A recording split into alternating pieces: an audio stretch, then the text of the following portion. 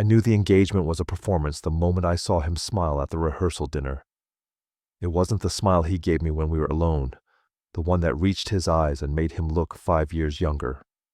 It was a practiced tightening of muscles, a piece of theater designed to convince a room full of people that he was happy. Now we had 48 hours, one final weekend road trip before he tied himself to a woman who loved the idea of him, not the reality. He was the perfect groom to be, and I was the best friend holding the map to all the places he was hiding. But as the engine idled and he climbed into the passenger seat, the silence between us wasn't empty. It was heavy, vibrating with the weight of everything we were both too terrified to say. The city was barely awake when I pulled up to the curb. The sky was a bruised purple, fading into the dull gray of a dawn that couldn't quite decide if it wanted to break. It felt appropriate. We were moving in the in-between hours, the time of day when secrets feel safer because the rest of the world is too unconscious to judge them. I watched him walk out of his building, a duffel bag slung over one shoulder. He looked exhausted. Not the good kind of tired you get from a hard workout or a long day of work, but the soul-deep weariness of someone who has been holding his breath for months. He opened the door and slid in, the smell of rain and expensive cologne following him. For a second, he held on to that posture, the upright, ready-to-please stance of the man who is about to get married. But the moment the door clicked shut, sealing us inside the small, intimate universe of my car, the mask slipped. His shoulders dropped 3 inches. He exhaled a breath that sounded like it had been trapped in his chest since the engagement party. He didn't say hello. He just looked at me, his eyes dark and unguarded, and nodded. It was a silent permission to drive, to get him the hell away from the life he had carefully constructed and currently seemed to be drowning in. We were heading north toward a remote cabin hotel we'd booked under the guise of a bachelor weekend. The official story was that we were going to hike, drink whiskey, and celebrate his last days of freedom. The truth, which sat unspoken on the center console between us, was that he needed to escape. He needed a place where he didn't have to answer questions about floral arrangements or seating charts, where he didn't have to perform happiness for an audience that demanded it. As we navigated the empty streets, escaping the gravitational pull of the city, I couldn't stop watching him from the corner of my eye. He was staring out the window, watching the buildings blur into a smear of concrete and glass. I knew that look. I knew the tension in his jaw meant he was grinding his teeth, a habit he only had when he felt trapped.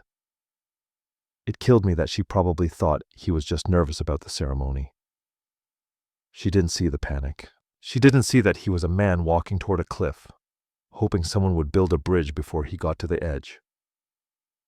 "You okay?" I asked, my voice sounding too loud in the quiet car. He had been staring out the window for miles, jaw tight. "Fine," he said, but he didn't look at me. "Just tired. We can stop for coffee once we hit the highway," I offered. "No," he said, finally turning. The vulnerability in his expression hit me like a physical blow. "Just drive. Please." So I did. I drove until the skyline shrank in the rearview mirror, until the concrete gave way to trees and the tight grid of the city unraveled into winding roads. And as the landscape changed, so did the air in the car. The suffocating pressure of his obligations began to lift, replaced by something warmer, more dangerous. With every mile we put between us and his fiancée, he came back to me. The tension left his hands. His breathing slowed. The silence shifted from awkward to intimate. The kind of comfortable quiet you can only share with someone who knows the rhythm of your heartbeat better than they know their own. We weren't just two friends on a road trip anymore. We were two people running away, and for the first time in months, he looked like he wanted to be caught. I didn't realize how much my hands were shaking until I finally let go of my phone. It sat face down on the console, a black rectangle of silence that felt heavier than it looked. For the last 6 months, That screen had been a portal to a life I wasn't sure I recognized anymore. It was a constant stream of questions I didn't know the answers to. Color palettes, seating arrangements, the endless debate between a DJ and a live band. Every notification felt like a demand, a reminder that the person I was supposed to be was slowly consuming the person I actually was. But here, in the passenger seat of a car that smelled like old leather and the specific, comforting scent of him, the noise finally stopped. I leaned my head back against the headrest and closed my eyes, letting the hum of the engine vibrate through my skull. It was such a simple thing, just sitting there, but the relief was so profound, it almost made me nauseous. With her, with the wedding machine, churning away back in the city, I felt like I was constantly auditioning for a role I hadn't studied for. I had to be enthusiastic. I had to be decisive. I had to be the perfect groom who cared about napkins and first dances. But with him, the pressure evaporated. I didn't have to perform. I didn't have to explain why I was tired, or why the thought of standing at an altar made my chest feel like it was being crushed in a vice. He just knew. The radio was playing quietly, some obscure indie track we'd discovered sophomore year of college. That was the thing about us. We had a shared language that predated everything else. We had inside jokes that were 10 years old, and a shorthand for conversation that didn't require full sentences. It was effortless. Being with him was like breathing. Being with her felt like holding my breath to keep the water out. I felt a pang of guilt, sharp and sudden, for thinking that. She was wonderful. Everyone said so. She was beautiful, organized, and she loved me. Or at least, she loved the version of me I presented to her. But she didn't know about the playlist humming through the speakers right now. She didn't know that I hated crowds, or that I sometimes drove around for an hour after work just to avoid going home to the questions. He did. He knew all of it. I shifted in the seat, feigning sleep. Through the slit of my eyelids, I watched the landscape blur past, the gray dawn giving way to the green tunnel of the highway. Then the air in the car changed. The hum of the engine seemed to fade, replaced by a sudden, prickling awareness on my skin. He wasn't watching the road. He was watching me. It wasn't the assessment I got from her, the checklist gaze making sure I was happy, stressed, or wearing the right tie. This was heavier. It felt warm, grounding, making the hair on my arms stand up. I stayed perfectly still, letting the moment stretch, feeling a selfish, desperate need to be seen without having to earn it.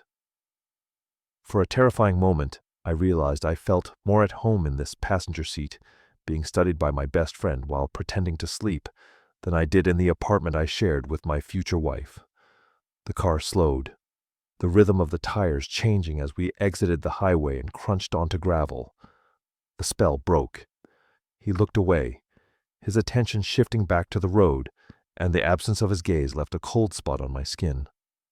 I sat up, rubbing my face to hide the fact that I had been wide awake the whole time.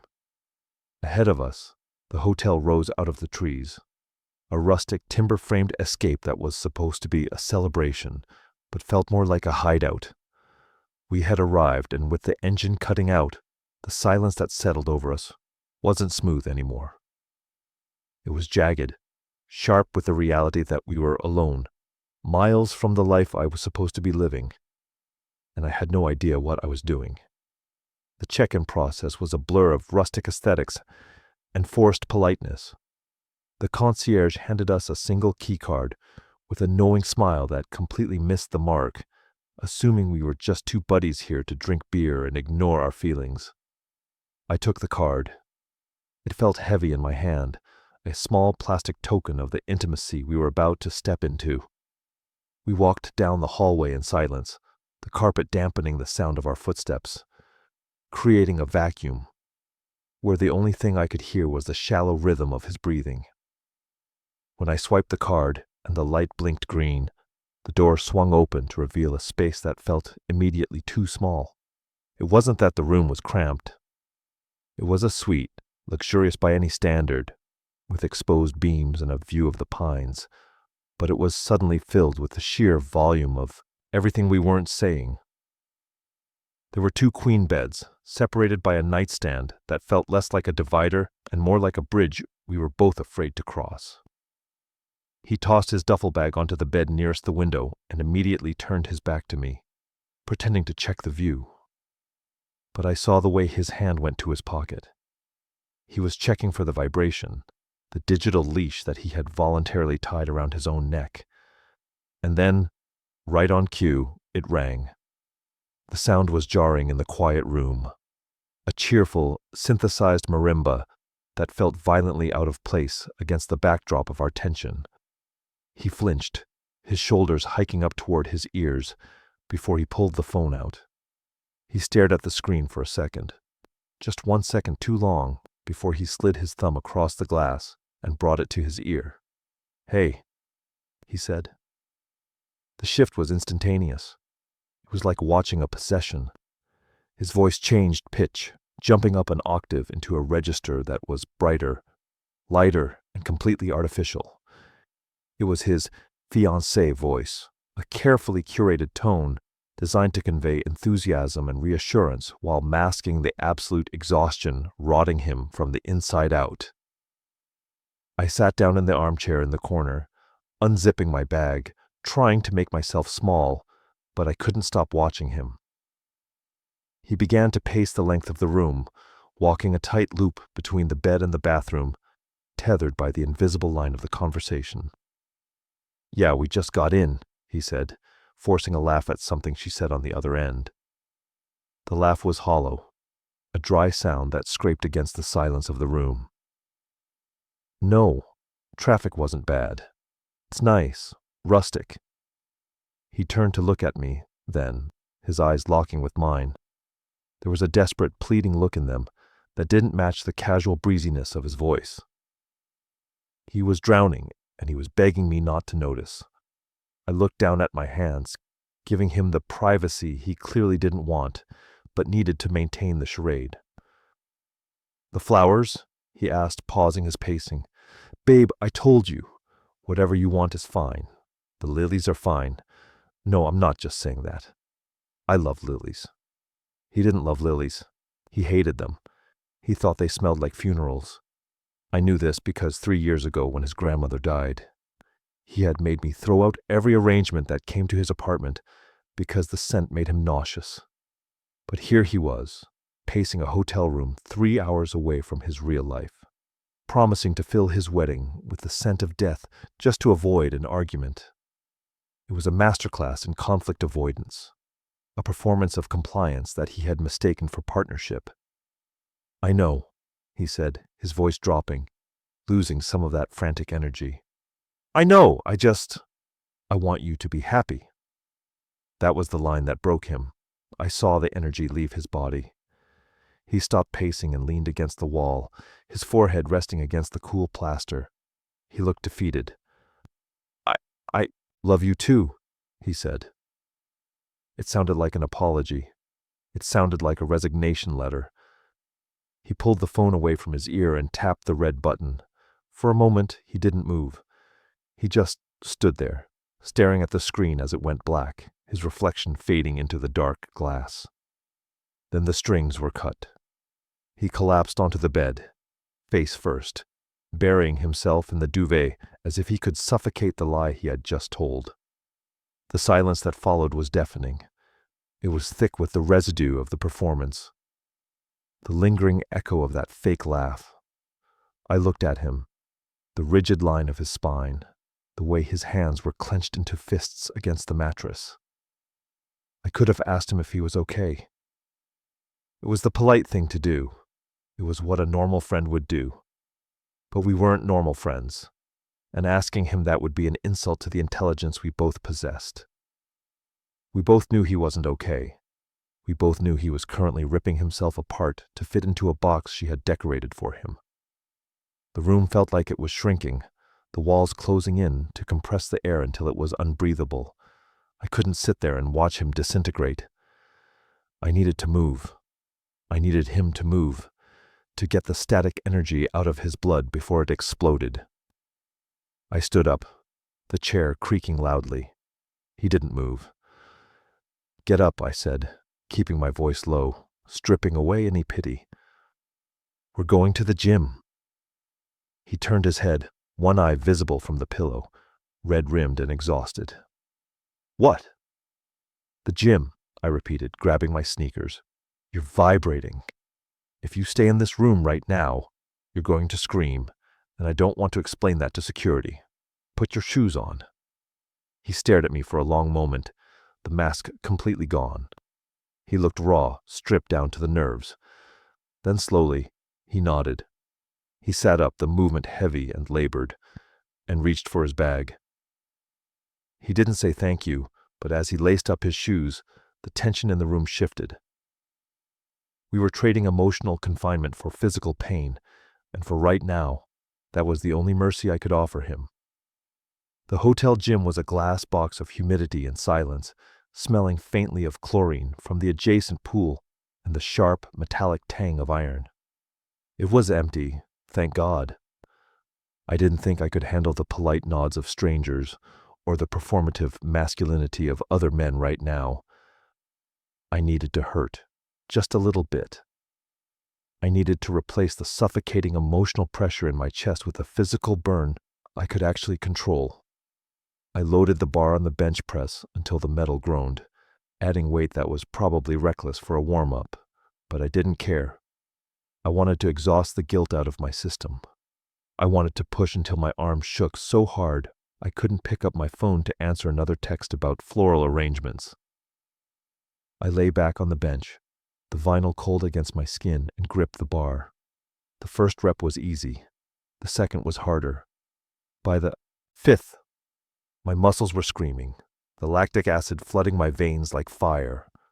I gritted my teeth, staring up at the fluorescent lights, pushing against gravity, against expectation, against the crushing weight of the wedding. On the 8th rep, my arms faltered. The bar dipped, wavering dangerously over my chest. Suddenly, his hands were there. He didn't grab the bar. He just hovered his palms underneath it, ready to catch me if I fell. "I got you," he said. His voice was calm, steady, cutting through the haze of my exertion. "Push through it." I pushed, not because I had the strength left, but because he was watching. I locked my elbows, racking the weight with a clang that echoed off the mirrors. I lay there for a second, gasping for air, my heart hammering a frantic rhythm against my ribs. When I sat up, he was still standing there. He wasn't checking the weights or the form. He was just present, hands resting steady at his sides while mine trembled uncontrollably on my knees. The air between us felt charged, a sudden rush of awareness that had nothing to do with the workout. We moved to the locker room in silence. The air in there was thicker, heavy with the scent of cedar from the sauna and the damp heat of the showers.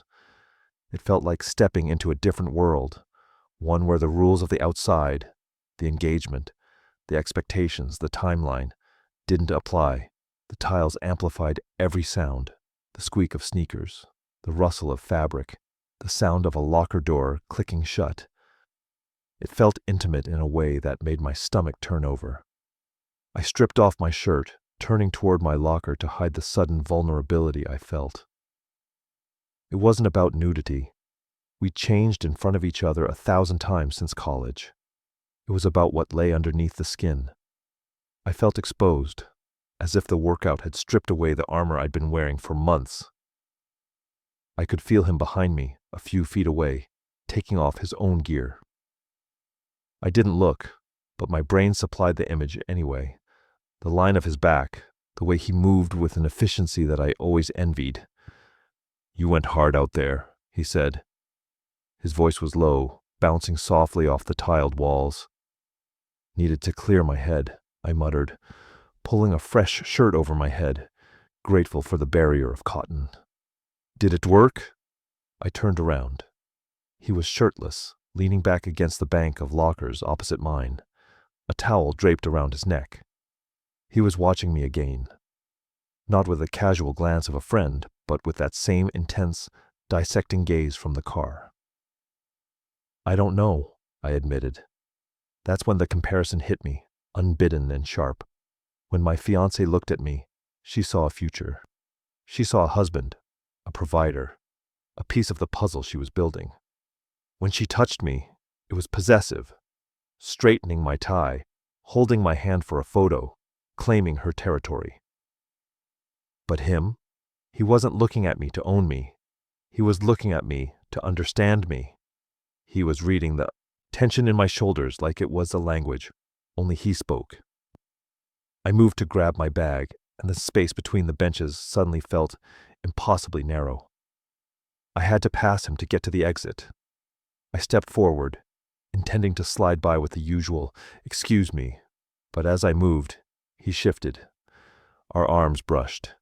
It was barely a contact, skin against skin, damp with humidity.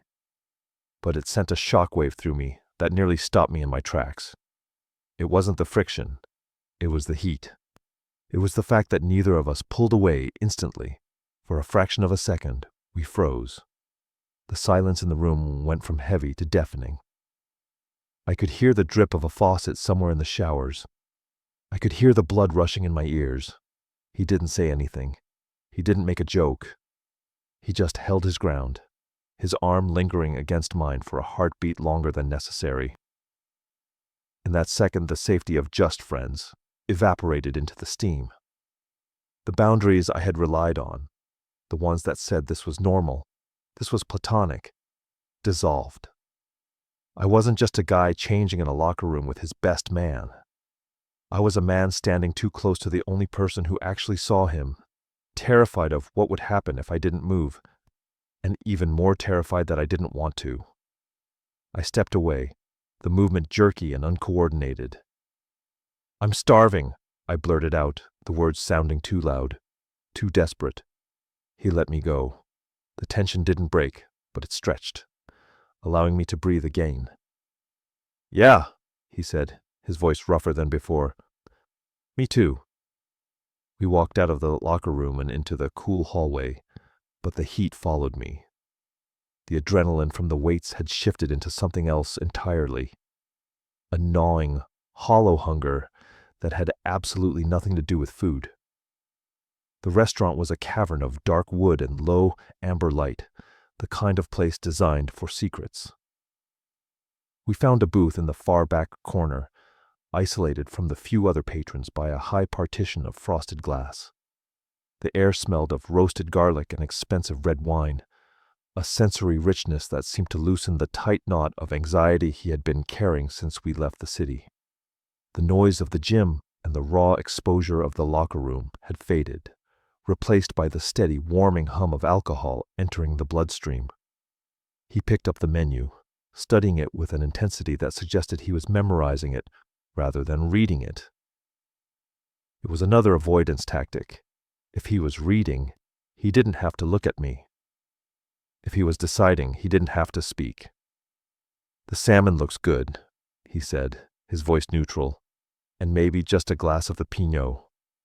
She's got me on this no red meat, low tannin kick until the wedding, says it's better for my skin." I didn't say a word. I just waited for the waiter to approach, the silence between us, stretching like a rubber band, pulled to its limit. When the young man arrived with his notepad, ready to take our order, I didn't give my friend a chance to speak. "2 ribeyes, medium rare," I said, my voice flat and final, "and bring a bottle of the rye on the top shelf, the one you keep behind the glass." "Neat." The waiter nodded and vanished. My friend stared at me, his mouth slightly open, the polite protest dying in his throat before it could even form. "I hate Pinot," he said quietly, dropping the menu onto the table. "And she knows I hate fish." "I know," I replied. "That's why I didn't order it. You're not with her right now. You're with me, and I'm not going to watch you eat something you despise just to fit into a suit you don't even want to wear." He let out a short, breathy laugh that sounded more like a cough. He reached for his water glass, turning it in circles on the tablecloth. watching the ice melt. It's just a diet, man. It's not a metaphor. Everything is a metaphor with you lately, I said, leaning forward. The table between us felt incredibly small. The car ride, the phone call, the way you look at your phone like it's a bomb about to go off. You're not getting married. You're surrendering. Stop, he said. It was weak, a token defense. Tell me I'm wrong, I challenged. Tell me you're excited. Tell me you can't wait to spend the next 40 years discussing color palettes and pretending you like lilies. He didn't answer. The waiter returned with the whiskey, pouring 2 generous measures of amber liquid that caught the low light. I watched him pick up the glass. His hand wasn't shaking anymore, but his knuckles were white. He took a long swallow, the burn of the alcohol clearly a relief. She's good for me, he said, staring into the glass. She keeps me grounded. She has a plan. She has a script, I corrected. And you're just reading the lines. Does she know you want to quit the firm? He flinched. I haven't told anyone that. You told me, I said, 3 years ago. You said you wanted to build furniture. You said the smell of sawdust made you feel more alive than any paycheck ever could. Does she know that? Or does she just know the partner track salary? He took another drink, faster this time. That's not fair. Does she know about the panic attacks? I pressed, my voice dropping lower, softer but sharper. Does she know that when you wake up at 3 a.m., it's not because of work stress, but because you're terrified you're turning into your father? Does she know you still drive past your old house on the anniversary of his death, just to see if the lights are on? He looked up then, and the devastation in his eyes was absolute. How do you remember that? Because I listened to you, I said. I don't just listen to the words. I listen to the silence in between them. She loves the idea of you, the successful lawyer with the perfect hair and the bright future. I love the reality of you, the guy who hates fish, drinks too much rye when he's sad, and is currently terrified that he's making the biggest mistake of his life. He opened his mouth to argue, to defend her, to defend himself, but nothing came out. The truth was a physical weight on the table between us, heavier than the plates of food the waiter set down. He looked at me, really looked at me, and for the first time in months, the exhaustion was replaced by something else. Recognition. He realized that he couldn't hide, not here, not from me. You're an asshole, he whispered, but there was no heat in it, only relief. I know, I said, picking up my glass, but I'm the only one who knows you. We ate in silence, but it wasn't the heavy, suffocating silence of the car. It was the silence of a barrier being dismantled, brick by brick. The alcohol warmed our blood, blurring the sharp edges of his anxiety, making the impossible feel inevitable. By the time we paid the check and walked out into the cool night air, the distance between us had closed. We weren't just walking back to a hotel room. We were walking toward a reckoning that neither of us could avoid any longer. The walk back from the restaurant felt like moving underwater. The whiskey was a warm current in my veins, blurring the sharp edges of the hotel corridor, but it couldn't drown out the echoing truth of what he'd said at dinner. I'm the only one who knows you. The words bounced around my skull, colliding with the guilt that had been my constant companion for months. The hallway stretched out, an endless tunnel of patterned carpet and sconce lighting, leading us back to a room that suddenly felt more like a cell than a suite. Every step was a choice I was failing to make. He walked beside me, silent and steady. He didn't need to say anything else. He had already pulled the pin on the grenade. Now we were just waiting for the explosion. When we reached the door, the beep of the keycard sounded like a gunshot.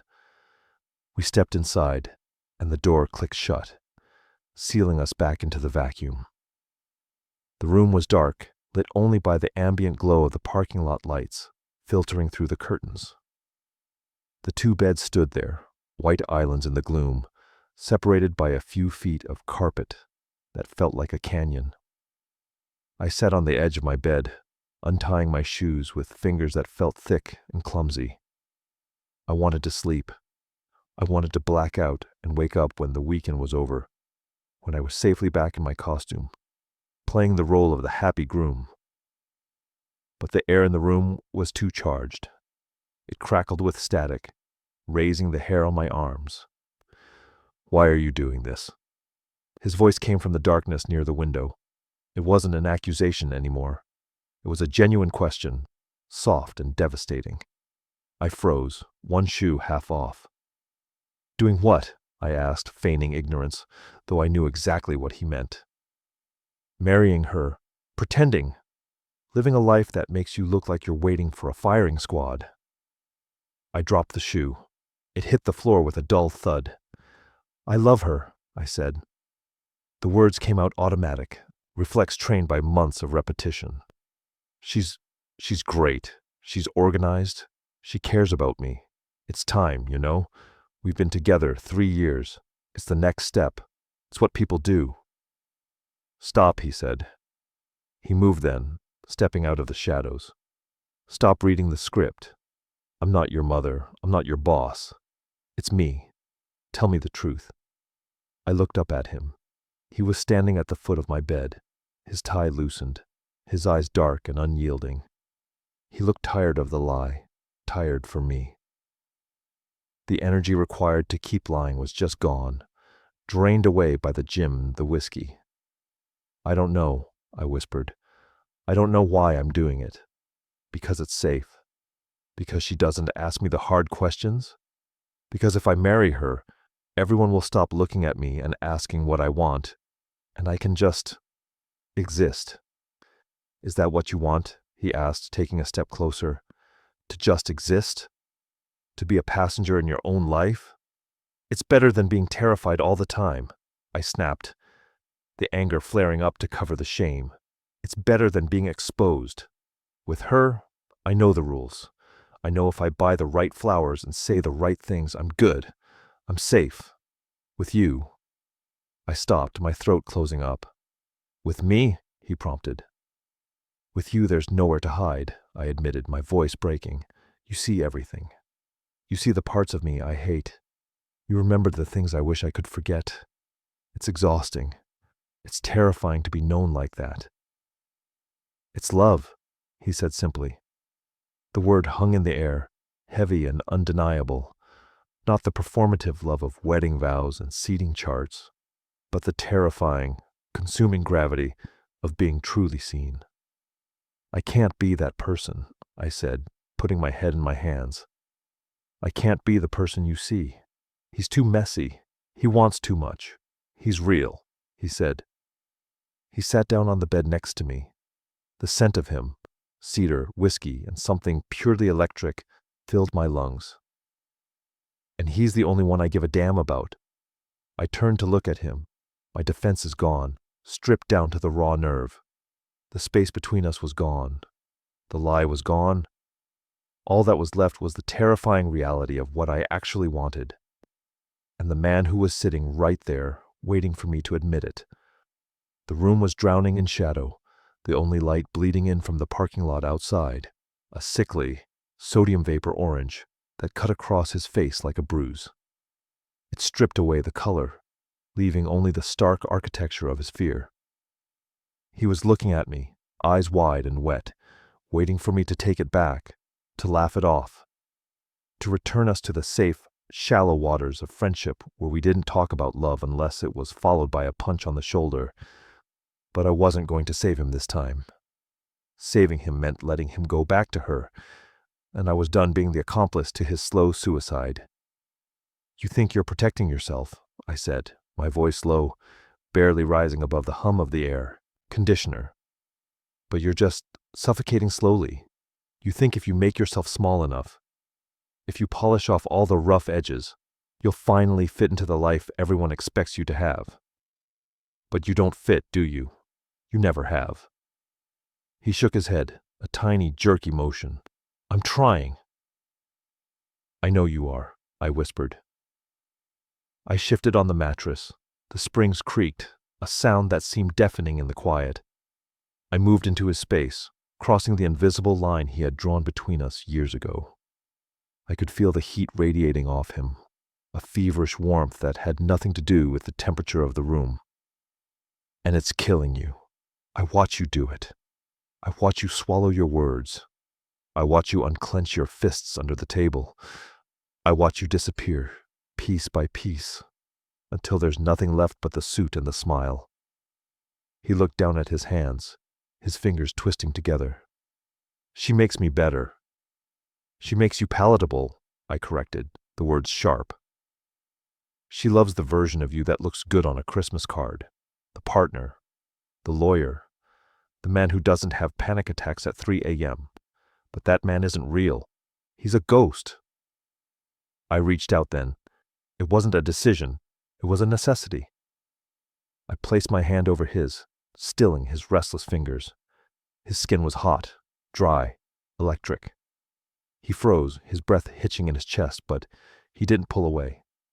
That was the tell. If he wanted to leave, if he wanted to maintain the lie, he would have pulled his hand back. He would have laughed. He would have stood up and turned on the TV, but he stayed. I don't want the ghost, I said, leaning in until I could smell the fading scent of the whiskey on his breath, mixed with the soap he used. The cheap stuff he liked, not the expensive wash she bought him. I want the mess. I want the guy who hates fish. I want the guy who's terrified of turning into his father. I want the guy who drives around for hours because he can't face his own front door. He looked up and the raw vulnerability in his eyes knocked the wind out of me. The defenses were gone. The walls were rubble. Why? He breathed. Why would you want that? Because that's you, I said. The reality of you. Not the idea, not the potential. Just you. I saw the resistance break. It wasn't a sudden crash. It was a slow, agonizing surrender. His shoulders slumped. The tension that held his spine rigid dissolved. He looked at me, not as a friend, not as a best man, but as a starving man looks at a feast he's been told he can't touch. His gaze dropped to my mouth, then back up to my eyes, dark and dilated. The silence that followed wasn't like the silence in the car. It wasn't heavy with things unsaid. It was heavy with the inevitability of what was about to happen. The air felt thick, viscous, like water closing over our heads. We were at the bottom of the ocean, and the pressure was immense, crushing everything that didn't matter. The wedding, the job, the expectations, until only the two of us remained. I can't go back, he whispered, the admission terrifying him. I know, I said. I moved my hand from his fingers to his wrist, feeling the frantic, hammering pulse of his heart. It was beating against his skin like a trapped bird, a rhythm of pure panic and desire. I slid my hand up his arm, over the rough fabric of his dress shirt, until my palm rested against the side of his neck. His pulse was even stronger there. He leaned into my touch, his eyes fluttering shut, a soft exhale escaping his lips that sounded like a prayer. Then don't, I murmured. The distance between us vanished. It wasn't that I moved, or he moved. It was that the space simply ceased to exist. The gravity of the truth pulled us together, collapsing the void. I watched his eyes open, dark and wrecking, and I knew. The performance was over. The audience had gone home, and for the first time in his life, he wasn't acting. The logic I had used to barricade myself against this moment failed. All the spreadsheets, the deposit checks, the reassuring nods from my mother, the societal blueprint of how a man's life is supposed to look. None of it could stand against the simple, terrifying reality of his hand on my neck. It was a physical dismantling. I stopped trying to find a reason to leave. I stopped trying to find the words to de-escalate the situation into something safe and platonic. There was no safety left. There was only the heat of his skin and the sudden, violent realization that I would rather burn with him than freeze with anyone else. The arguments in my head, the ones that screamed, "You can't do this," and "You have a fiancé," dissolved into white noise. It started with a look. a surrender in the dark that acknowledged the war was over. Then his hand tightened on my shoulder, pulling me in, grounding me in the chaos. The contact was electric, a shock to the system that bypassed my brain entirely and went straight to the nerves. I didn't lean in. I fell. The distance between us, which we had policed so carefully for a decade, collapsed in a single breath. The air in the room, previously so thick with tension it was hard to breathe, suddenly rushed out, leaving a vacuum that only he could fill. The kiss wasn't tentative. There was no testing of the waters, no shy exploration. It was a collision. It was desperate, starving, a frantic confirmation of years of unspoken tension finally being given a voice. It was the taste of whiskey and salt, and the terrifying familiarity of him. His mouth was hard against mine, demanding, claiming, and for the first time in my life, I didn't want to pull away. I wanted to be consumed. I grabbed the front of his shirt, twisting the fabric in my fists, pulling him closer until there was no air left between us. It felt like a fight, a struggle not against each other, but against the time we had wasted. The sensation was overwhelming. The shock of his stubble against my chin, the strength of his hands, gripping my arms, the sheer, undeniable weight of his body against mine. It felt like waking up. It felt like the first breath of air after drowning. Every touch from her had been a request, a transaction I had to fulfill to keep the peace. This was an answer. This was a language I didn't know I spoke until this exact second, but now that I heard it, I knew I could never speak anything else. The confusion that had plagued me for months evaporated. This was why nothing else fit. This was why the suit felt like a costume, because this was the reality. We broke apart only to crash back together in a hug that was desperate and crushing. I buried my face in the curve of his neck, breathing him in, cedar, sweat, and the scent of rain. I was shaking. My whole body was trembling with the aftershocks of the adrenaline and the realization of what we had just done. He held me like I was something precious he had almost lost, his arms locking around me, his hand tangling in my hair, pressing my face harder against him. It wasn't sexual in that moment. It was survival. It was two people clinging to the wreckage of a lie that had finally smashed against the rocks. It wasn't just desire. If it had been just desire, I could have categorized it, explained it away as a mistake, a drunken slip. This was worse. This was grief. It was a profound, aching grief for the time we had lost, for the years I had spent lying to myself, for the pain I was about to cause the woman waiting for me back in the city. But beneath the grief, underneath the terror, there was relief. A relief so vast it felt like vertigo. I was finally found. I was finally seen. I didn't have to pretend anymore. The storm in the room passed, leaving a quiet, altered reality in its wake. We didn't speak. We just sat there on the edge of the bed in the dark, holding on to each other as if the floor had fallen away. The air felt settled. The calm of a decision is made, irrevocable and absolute. The world outside this room, the wedding, the expectations, the future I had planned, felt like a dream I was waking up from. This, the heat of his body and the steady rhythm of his heart against my chest, was the only thing that was real. I woke up to a world that had fundamentally shifted. The light filtering through the heavy curtains wasn't the bruised, indecisive gray of the previous dawn. It was sharp, clear, and unforgiving. It cut across the room, illuminating the dust motes dancing in the air and the tangled sheets of the bed where the performance had finally ended.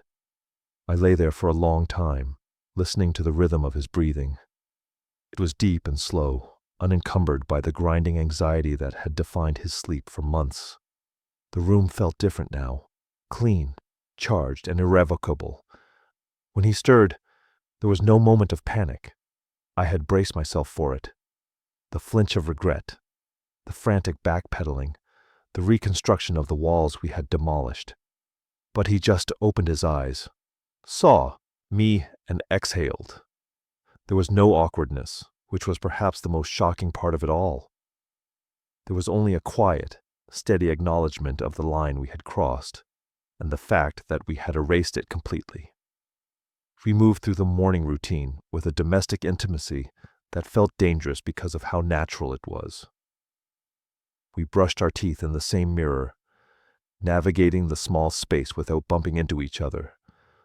A silent choreography that we had known for years but never been allowed to perform. We packed our bags in silence, but when he went to clear his nightstand, I saw it. The ring, the platinum band he had been wearing on his right hand, a placeholder, a promise to her, was sitting on the dark wood. He picked up his watch. He picked up his wallet. He picked up his keys. He left the ring. He didn't say a word about it, and neither did I. The small metal circle stayed there, a shiny, abandoned monument to a life he was leaving behind in this hotel room. The drive back to the city was a reversal of the escape. The trees turned back into suburbs. The suburbs thickened into concrete, and the skyline rose up to meet us. But the dread didn't return. The car felt different now. It wasn't an escape pod. It was just a car. He didn't check his phone. He didn't flinch at the phantom vibrations of wedding planning texts. He sat with one hand resting on the center console, inches from mine. He wasn't touching me, not really. But the air between our hands was warm, a constant humming reminder of the contact we had made. I looked at him as the city swallowed us. He wasn't hunched over anymore. He was looking at the streets not as a prison he was returning to, but as a place he just lived. I realized then that the victory wasn't about proving I was better than her. It was about showing him that he didn't have to slice off parts of himself to fit into a relationship. I hadn't just proven that I knew him. I had proven that he was worth knowing. We were driving back into a mess of broken engagements and difficult conversations, but for the first time he was driving toward it with his eyes open. We pulled up to the curb outside his apartment building, the engine idling in the quiet street. He didn't open the door immediately. He looked up at the windows of his unit, then turned to me.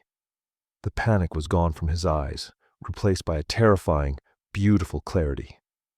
A choice had formed in the silence, one that wasn't there yesterday. "Thank you," he whispered, "not for the ride, but for the truth. If you've ever felt the difference between being wanted for a role and being seen for who you are, subscribe and leave a like. It helps us tell more stories about the truth of desire."